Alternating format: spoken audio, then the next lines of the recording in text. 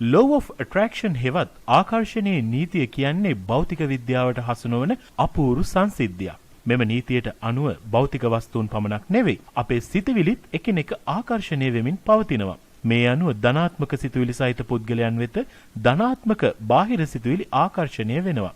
මේ ආකාරයටම ඍණාත්මක සිතුවිලි සහිත පුද්ගලයන් වෙත ආකර්ෂණය වන්නේද ඍණාත්මක අත්දැකීම්.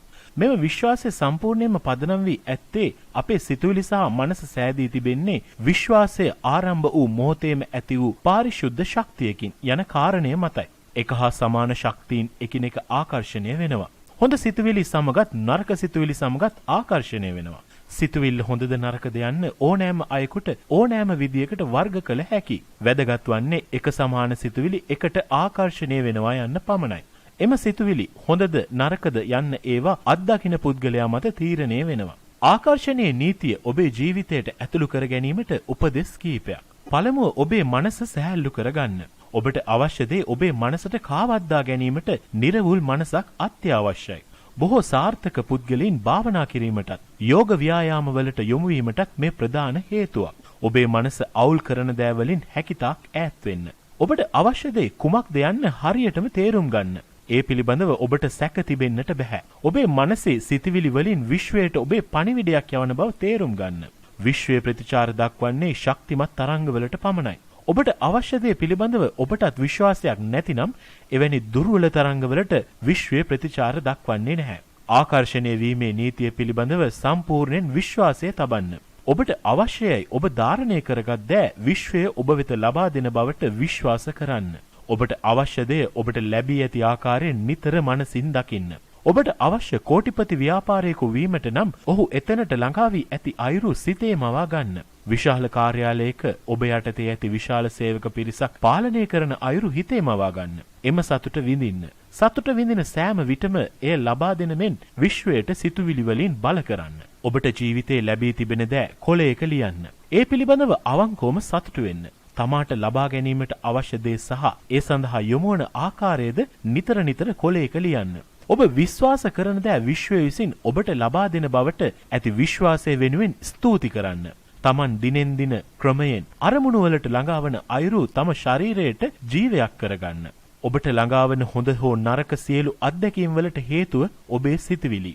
නිතරම ලෙඩ රෝග ගැන කතා කරන අයට නිතරම ලෙඩ රෝග හැදෙනවා. නිතරම සතුට සහ සෞභාග්‍ය පිළිබඳ කතා කරන අයට නිතරම සතුටුදායක සැපවත් දේවල් සිදු වෙනවා. ඔබ ඔබේ මනසින් සිතන සෑම දෙයකටම ඔබ මනසින් ආරාධනා කරනවා. ඔබ සිතන දේ හොඳ වුණත් නරක වුණත් ඔබ ඒ පිළිබඳව සිතනවා යනු ඔබ ඒවාට ඔබේ ජීවිතයට ආරාධනා කර අවසන්. සිතුවිලි වල ප්‍රබලතාවය වැඩි වෙන තරමට ආරාධනයේ ප්‍රබලතාවය වැඩි වෙනවා. මේ නිසා නරක දේවල් හිතන්නට පෙර ප්‍රවේශම් වන්න. ඔබට ලබා ගැනීමට අවශ්‍ය කුමක්ද යන්න පිළිබඳ වැඩි දුර හිතන්න එපා. ඔබේ හැඟීම් සහ ඔබට දැනෙන දේ පමණක් විශ්වාස කරන්න.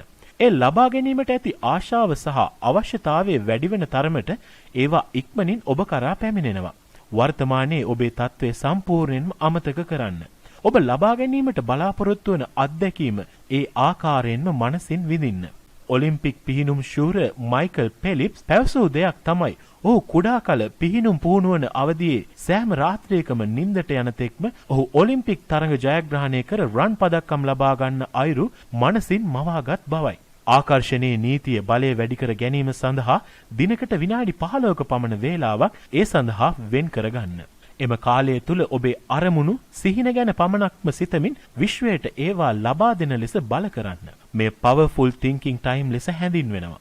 කනගාටු වීමට සිදුවෙන අවස්ථා සියල්ල මගහරින්න. විශේෂයෙන්ම අනුන්ගේ ප්‍රශ්න Tamanගේ ඔළුවට ගන්න එපා. හිත කලකිරවන ගීත, නාට්‍ය, චිත්‍රපට මගහරින්න. ඍණාත්මක මිත්‍රයන්ගෙන් ඈත් වෙන්න. ඔබට කනගාටුදායක සිතුවිලි මවන තරමට තව තවත් ඒවා ඔබට ආකර්ෂණය වෙන බව මතක තබා ගන්න. සාර්ථක වීමට උවමනා ඇති අය පමණක් ආශ්‍රය කරන්න. ඔබේ සාර්ථකත්වයේ සිහින ඔබේ මාර්ග උපදේශකයා කරගන්න. ඕනෑම සිහිනයක් සාර්ථක කරගත හැක්කේ කැපවීමෙන් බව මෙනෙහි කරන්න. නරක පුරුදු අත්හැර උදෑසන අවදිවීම ඔබේ දෛනික මානසික සැලැස්මට අනුව කාර්යක්ෂමව උනන්දුවෙන් වැඩ කිරීමට පුරුදු වෙන්න. සත්‍ය නම් ඔබට යමක් අවංකවම අවශ්‍ය නම් ඔබ තුල එය ලබා ගැනීමට කිසිදු කම්මැලිකමක් ඇතිවන්නේ නැහැ. ඔබ තුල තවමත් කම්මැලිකමක් තිබේ නම් ඉන් කියවෙන්නේ ඔබ තවමත් ඔබට අවශ්‍ය දේ අවංකවම විශ්වාස කරන්නේ නැහැ කියන එකයි. අවංකවම තමාට අවශ්‍ය දේ විශ්වාස කරන අය තුල කම්මැලිකම දකින්නට ලැබෙන්නේ නැහැ. ලෝකයේ ධනය සහ අනිකුත් සියලු සැප සම්පත් වලින් 96ක් පමණ බෙදී ගොස් ඇත්තේ 101ක් තරම් සුළු පිරිසක් අතරේ. අනිත් 99ක් දෙනා භාවිතා කරන්නේ ලෝව ධනයෙන් සහ සැප සම්පත් වලින් 4ක් පමණයි. මේ නිසා ලොව දුප්පත් හෝ රෝගී පුද්ගලයන් මේ ලෝකයේ අසාධාරණ තැනක් ලෙස ලතවෙනවා. ඔවුන් පවසන එක දෙයක් නිවැරදි. එනම් ලෝ සම්පත් බෙදී යන්නේ ඊටමත් අසාධාරණ ක්‍රමයකට යන වගයි. ඔවුන් නොදන්නා දේ නම් සම්පත් එලෙස අසාධාරණ ලෙස බෙදී යන්නේ ආකර්ෂණීය නීතිය විශ්වාස කරන අය වෙත එම සම්පත් ඇදී යාම නිසා යන කාරණයයි. ආකර්ෂණීය වීමේ නීතිය යන රහස ඔබට ධනය, සතුට, නිරෝගී බව ඇතුළු සියලු දේ ලබා දෙනවා. ඔබට උවමනා දේ කරන්න, ලබා ගන්න හා යමෙක් වෙන්නට හැකියාව ලබා දෙනවා. ඔබට අවශ්‍ය දේ ළඟා කර ගැනීමේ හැකියාව ලැබෙනවා. ඔබට අවශ්‍ය දේ කොතරම් විශාලද යන්න එයට වැදගත් නැහැ. ඔබට අවශ්‍ය මොන වගේ නිවසක්ද? ඔබට කෝටිපතියෙකු වන්නට අවශ්‍යද? ඔබට සාර්ථක වෙන්නට අවශ්‍යද? මේ සෑම දෙයක්ම ඔබට ඒවා ලබා ගැනීමට ඇති ආසාවේ ප්‍රබලතාවය නිසාම ඔබ වෙත ආකර්ෂණය වෙනවා. ඔබ තුල ඇතිවන මෙම තදබල ආශාව හරියටම ප්‍රබල කාන්දමක් වගේ. ඔබට අවශ්‍ය දේ කුමක් වුවත්, කෙතරම් විශාල වුවත් ඔබ ප්‍රතික්ෂේප කිරීමට හැකියාවක් නැහැ. ඒවා ඔබ වෙත ඇදී එන්නේ ඔබව පුදුමයට පත් කරවමිනුයි.